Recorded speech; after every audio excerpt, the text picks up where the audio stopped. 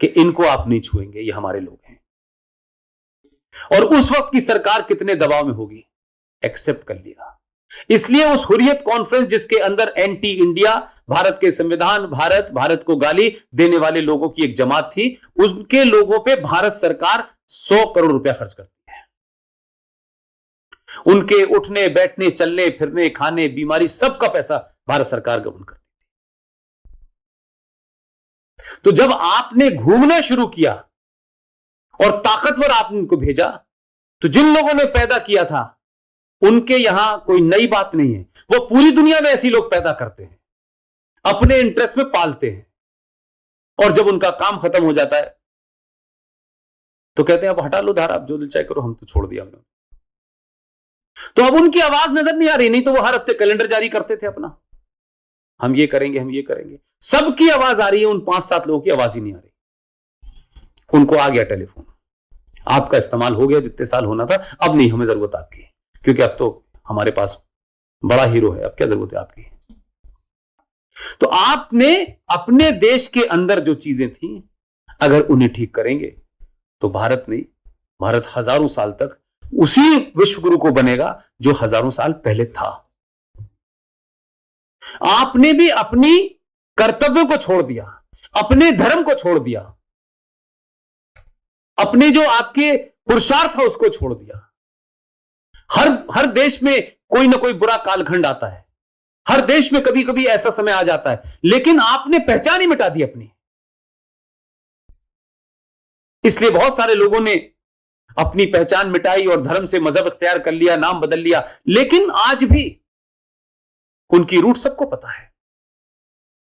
जैसे जैसे इस देश के आम नागरिक के अंदर चेतना पैदा होगी, उसको हिंदू बनने नहीं बनने में कोई फर्क नहीं पड़ता, आप मंदिर जाइए मत जाइए, यह देश जैसे जैसे सनातन की तरफ लौटेगा, आपको दुनिया में कोई चैलेंज नहीं कर पाएगा। लेकिन हम क्या करना चाहते हैं, हम खुद तो ना हिंदू बनना चाहते हैं, न सनातन की तरफ लौटना चाहते हैं, न अपनी जिम्मेदारी, न समाज के प्रति जो हमारी जिम्मेदारी है, जो इस कायनात और ब्रह्मांड के प्रति हमारी जिम्मेदारी है, हम तमाम उन मूल्यों को भूलने के बाद ये कहते हैं हिंदू राष्ट्र बना देना चाहिए। हिंदू राष्ट्र बनाने से पहले खुद तो हिंदू हो जाओ भाई। और हिंदू होने का अगर कोई ये मतलब निकालता है कि वो किसी के खिलाफ है, तो मैंने फिर कहा, जो एक्सटेंडेड पार्ट है हिंदुत्व का वो 1200-1300 साल पुराना होगा। बेसिक रूट, बेसिक डीएनए आपका 5000 साल पुराना सनातन का है आपके अंदर। इसलिए आप साइंस नहीं पूछते हैं। पीपल के पेड़ पे पानी देते वक्त अब आप पूछने लगे हैं। आप पहले जब नहीं जानते थे, आप लोटा चढ़ाने जाते थे, हर महिला से कहा पीपल की पूजा करना। अब उसको कहा जाता है आधुनिक ये मूर्ख लोग हैं, पीपल की पूजा करते हैं, कोई पेड़ की भी पूजा करता है।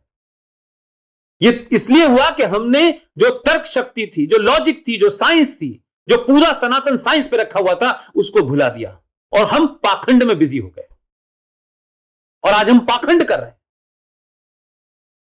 तो अगर उन 5 तत्वों को जिसकी आप पूजा करते हैं, और जब हमारा अंतिम संस्कार होता है तब भी हम ये कहते हैं 5 तत्वों में विलीन कर दिया, वहीं से आए थे वहीं पे, न जगह घेरी, न मकबरा बनाया, और न फिर उस मकबरे पे हमने झगड़ा किया। तो आपने जो कुछ भी जीवन में जरूरी है आपके, उसकी पूजा नहीं करने के लिए कहा किसी ने कि आप हरिद्वार जाइए और बनारस जाइए और गंगा नदी की पूजा करिए। अगरबत्ती नहीं थी इस जमाने, ये बात हुई थी, कुछ भी ऐसा नहीं था। ये एक सिंबॉलिक है। हम मजहब का या फेथ का इस्तेमाल इसलिए करते हैं ताकि हम उसको कन्वे कर सकें, ताकि एक आम आदमी जो साइंस नहीं जानता उसको साइंस बताने की जगह कन्वे कर देते हैं कि इससे जो है आपको पुण्य मिलेगा। पुण्य कुछ नहीं मिलना। आप गंगा को गंगा मां इसलिए कहते हैं कि वो पानी देती है, बगैर पानी के जीवन संभव नहीं है। इसलिए आपकी श्रद्धा उसके प्रति इतनी ईमानदार हो जाए कि आप उसको पवित्र होने से बचाएं, उसको खराब होने से बचाएं। आज अंग्रेजी में O2 की बात बहुत चलती है, ये ऑक्सीजन है। ये कब पता चला लोगों को? आपको हजारों साल पहले पता था पीपल एकमात्र पेड़ है जो 24 घंटे ऑक्सीजन देता है, इसलिए उसकी पूजा को आपके धर्म से, आपके फेथ से जोड़ दिया। आप सूरज की तरफ हाथ क्यों जोड़ते हैं, इसका आपको ज्ञान है कि नहीं? आपकी मां, आपके पिताजी नदी पार करते वक्त आखिर में कॉपर का सिक्का क्यों डालते थे, इसका आपको आज पता होगा, क्योंकि माधुरी दीक्षित का जो विज्ञापन आ रहा है उससे आपकी समझ में आ जाएगा। तो डबल रोल में कर रहे, तो हमें इतने बड़े ज्ञान को समझाने के लिए माधुरी दीक्षित का डबल रोल आया, तब पता चला कि कॉपर की प्लेट लगने से जो इम्प्योर पानी होता है वो प्योर हो जाता है। आज अंग्रेजी सिस्टम है जिस पे हम सब बैठते हैं, उस जमाने नहीं था। उसी नदी में सारे काम होते थे। किस आदमी ने गंगा का पानी पीते वक्त सवाल किया हो ये तो खराब पानी हो सकता है? क्यों गंगा के पानी को आप गंगा जल समझ के रखते हैं, उसमें बदबू नहीं आती है और किसी दूसरे पानी में? उस साइंस को इतना छोटा आपने कर दिया कि अब हमें यह बताया जा रहा है कि 1947 में भारत था, उससे पहले भारत नहीं था। पिताजी हमें बता के चले गए। हमको नहीं बताया कि प्रयागराज के अंदर ये जो कुंभ होता है हजारों हजारों साल से हो रहा है, हजारों साल से इसी तरीके का कुंभ हो रहा है।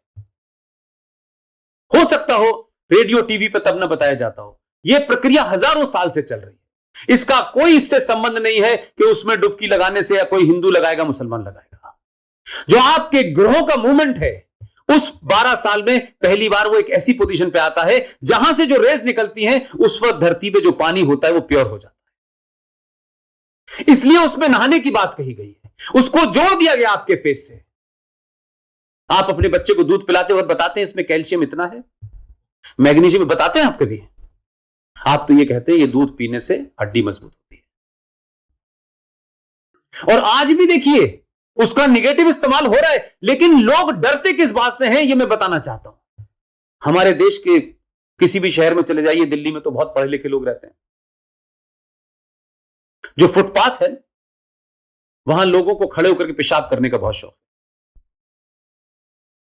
है। आप सोचिए 2019 में हम इस्तेमाल क्या कर रहे हैं कि उस फुटपाथ पे जहां लोग बिना रोके ये सब करते हैं, उनको रोकने के लिए लिखा है यहां ये करना मना है, कोई सुनने को तैयार नहीं है। लेकिन टाइल्स बनवाई जा रही हैं गणेश जी की, भगवान सीता की, उसकी, और वो टाइल्स लगा देते हैं कि कम से कम ये सोच के तो लोग नहीं यहां पेशाब नहीं। आज भी हम ये मानते हैं कि लोगों का फेथ है। अब 50 साल बाद इस पर रिसर्च हो तो कोई कहेगा यार इसका इससे क्या संबंध है, क्योंकि हम फेथ से डरते हैं। हम मानते हैं कि कोई अदर शक्ति है जो हमें दुख दे सकती है, उससे करने से बचते हैं। वो डराया इसलिए नहीं जाता, इसलिए कि आप सही रास्ते पे रहे। आपने मान लिया कि यही सच है और कुछ सच नहीं।